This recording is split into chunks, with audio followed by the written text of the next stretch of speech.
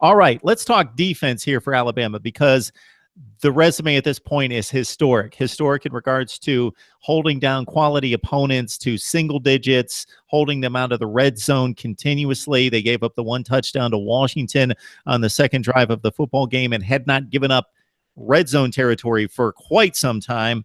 Also, the scoring out of the defense is historic, at least going back 20 years in college football. We've seen the stat all week that this is the highest scoring in defense, turning defense into offense, turning it into points in the last 20 years, at least in college football. I think the historians are still going backwards. 1 year ago, we saw this defense take on Deshaun Watson. It made plays when it needed to in the fourth quarter, but got shredded at times. Deshaun was able to carve it up for 478 total yards, 40 points, and a 45-40 loss for Clemson. I'm guessing that Ole Miss, when it was healthy and running under Chad Kelly, was probably the best offense, most explosive offense that Bama has faced this season. Your thoughts about the Bama performance last year and the defense on the field in terms of personnel last year against Deshaun Watson and company versus what they have to face with Mike Williams being the big addition, of course. You look at that last year group for Alabama, a lot of 300-pound guys were on the front line. Jaron Reed was 6'3", 312 pounds. Ashawn Robinson was 6'4", 313 pounds. So a lot of those big guys on that line. And when you're going up against somebody like Deshaun Watson, who actually hates the stigma of being a dual threat quarterback, he wants to be a complete guy. And he showed it a lot last year. Tremendous arm talent. Threw for 405 yards, 4 touchdowns, only 1 interception in last year's game, in which Eddie Jackson baited Deshaun Watson into that INT. He had Hunter Renfrow, the former walk-on, who had a tremendous game last season, 7 catches for 88 yards, and, of course, 2 touchdowns. So last year's Alabama defense, you had Ronnie Harrison, Minkah Fitzpatrick, Marlon Humphrey. All of these guys were freshmen. They were young guys. Your first big-time moment on a big-time stage, going up against experienced guys like Artavis Scott, Sharon Peak, guys of that nature. This year's defense, I think the difference, aside from experience, Mark, is the overall size. This year's group, prior to the season, dropped 10 to 15 pounds along the defensive front. This is a much faster group. This is a much more athletic group, and they fly to the football. So that's going to be the biggest thing for Jeremy Pruitt, is does he release everybody and let them fly to the football, or does he pull more of what Kirby Smart did last year against Deshaun Watson and use more zone? That's going to be the question for Jeremy Pruitt, using more zone or letting the horses go and get after Deshaun Watson.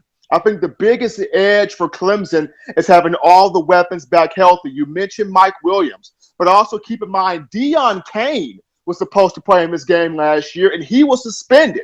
And he's a guy that can go up and go get it on the outside, can also play very well in the slot. So now you have Mike Williams, Deion Kane, Hunter Renfrow, Artavis Scott, Ray McLeod, and let's not forget to mention Jordan Leggett, the X factor at tight end. So everybody's healthy for Deshaun Watson. Can he be able to pick this secondary apart, choose his spots? I think he can. But the question will be, will he have enough time?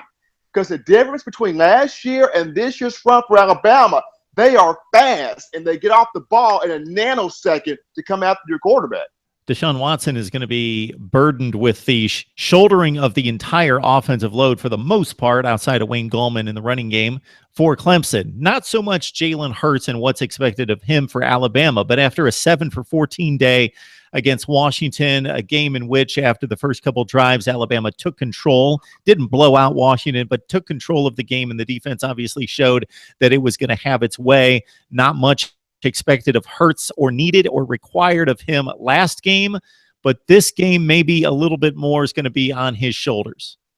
He's got to make some big time throws, and what kind of brings this full circle, Mark, is go to last year's title game.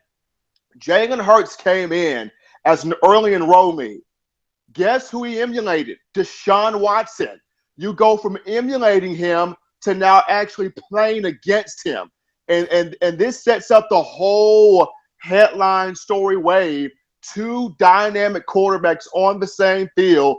One, a freshman who's shown great poise, who's shown great confidence, despite not having his best games at times.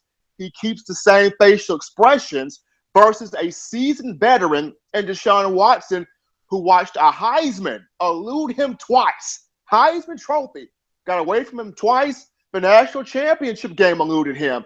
He comes in with a lot of fire in his eyes because he wants to get it done this year.